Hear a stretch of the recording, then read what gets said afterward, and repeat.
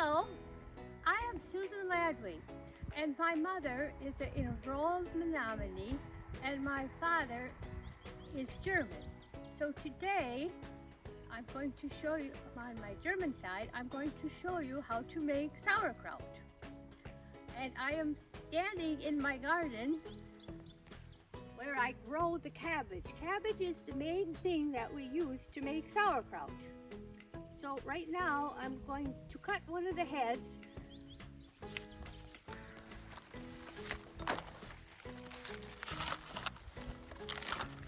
Cabbages grow.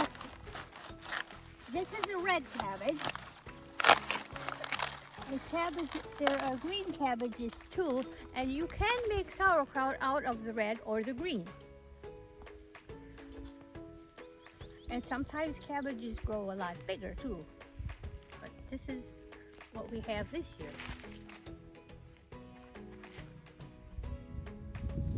Okay, now that we have our cabbages all cut from the garden with my nice knife here, we wash them. So we have our garden hose here and we wash all the dirt off and we have that done. Then what we do is we pick these big leaves off. I'm going to show you on this red one. We have to clean off, we pick off these big leaves until you get down to the nice part of the cabbage, probably about this far. So you can see how nice the leaves are here, so we can use all of this to make our cabbage. It will be cut in half before we shred it. So we can go ahead and we'll do the same with the green ones. Some of them you can see split open, so then you know they're ready to be cut. So those will have to be trimmed a little more. This one I kind of did already. I cut out. So this one's ready to cut in half, and then it'll be ready for shredding.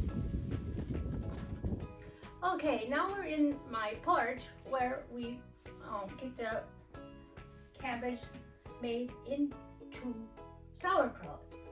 So here are the things that I use to make the sauerkraut. We have a scale, because we need to weigh the cabbage in 5-pound increments. This is the pounder that we will be pounding the cabbage once it's in the crock pot. This is the cover that'll go on top to hold the cabbage under its fluid.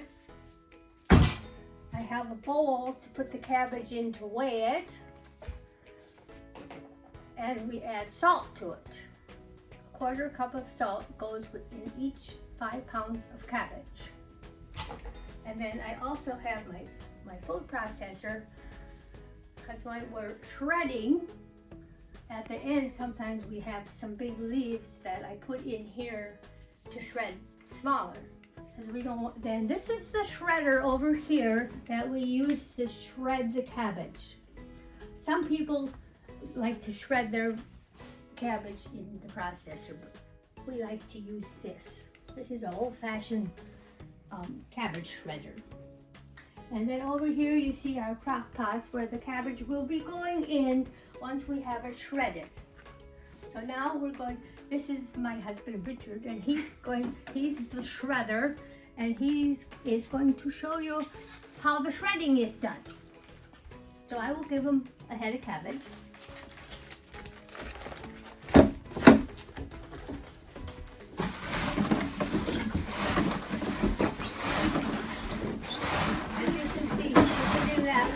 Box, and he slides it back and forth until he gets the whole head of cabbage done. I find it works good this way to put it on top of a toe box, and then because it falls root into the toe. And then once he has that done, here you can do the other one. See, now this extra stuff here, I'll be putting this into the food processor. I'm not going to start it yet because it's kind of noisy.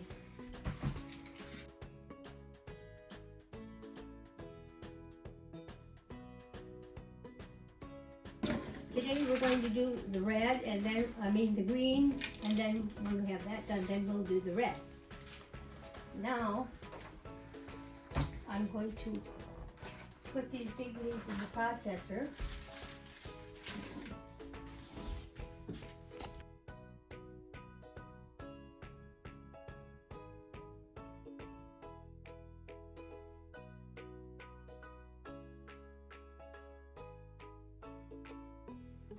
Now, here's our shredded cabbage, you see? Now, we kind of go through it, and you want to pick out the ends of the cabbage, where the cabbage was, you know, where I cut it, when I cut it out of the garden. You want to cut that off. You kind of go through it and pick those out. You don't really want those in your sauerkraut.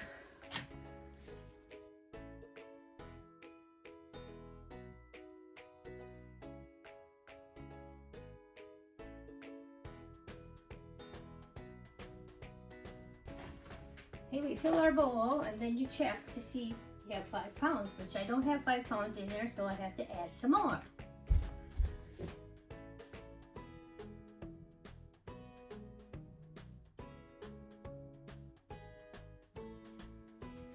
Okay, here's 5 pounds.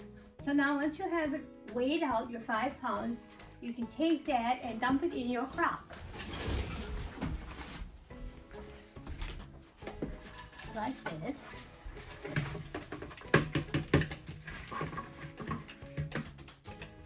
Once you have that done, then you can go measure out 5 more pounds. Then you take your salt and you take a 1/4 cup of salt for each 5 pounds, and you sprinkle that over the top of your cabbage that you poured in the crock.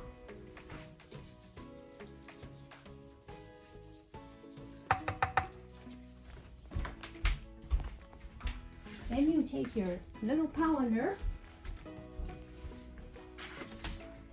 and you start pounding like this.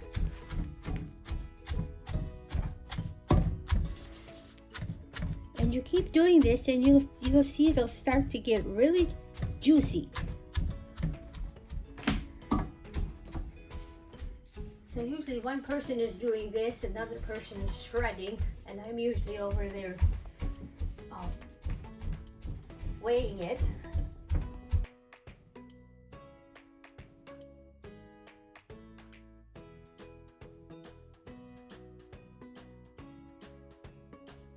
Then after you have that all done, then, oh, I didn't get my cheesecloth in here.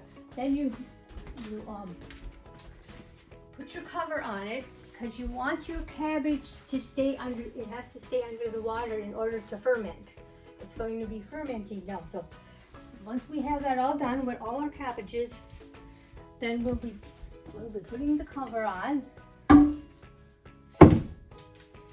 like this. And then you want to put something heavy on top, and I use rock. I have this big rock, so then this rock, that'll hold that down so it can ferment. And it takes about at least 6 to 8 weeks to ferment. So then you got to come out here every day, or almost every day. I usually come almost every day. Sometimes I'll miss a day and check it. And when it starts to ferment, it'll look kind of like mold on top. And then you just take a spoon and you scrape that mold off. But you leave the liquid in there. And then you gotta watch it, and once the liquid goes down,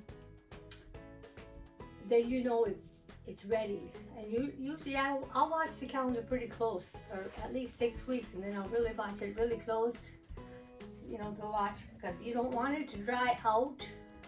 You want that liquid in there, and then once it's done fermenting, you take I put a cheesecloth over this because you don't want any dust getting in there.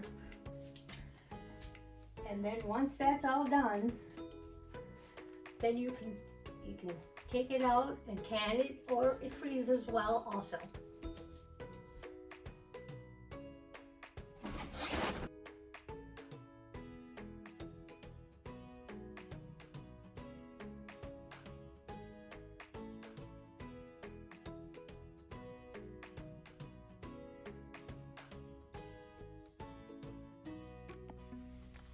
Okay, here we are with our two crocks. We have our red cabbage in the smaller crock, and we have the green cabbage in the bigger crock. And you see now we have the stone, the plate put in there with the stone on top, and now it's going to ferment for at least 6 weeks, up to 8, depending upon the weather. If it gets warm, you know, then it ferments faster. So I keep it in the shade now in my porch, but it'll be warm enough to ferment, and then in 6 to 8 weeks we'll be able to can it or freeze it. Once you have your ring, your lid and ring on, you put it in your hot water bath canner, and you let it come to a boil, and you let it boil, I'm thinking 15 to 20 minutes. And then you turn the burner off, and you can take it out and let it seal. And usually when I take them out of the canner and move them over on the cupboard, they just start pinging one right after another when they seal. And they'll be for months on your shelves. So you can enjoy them. You can just open up the jar like this and eat it right out of the jar. Or if you prefer, you can warm it up and heat it warm. You can put it in hot dishes that have sauerkraut, or you can put it on your hot dog or brat. That's my favorite on a brat. So I hope you enjoyed this little video of how to make sauerkraut, and thank you for watching. Enjoy the sauerkraut if you do make it. Thank you.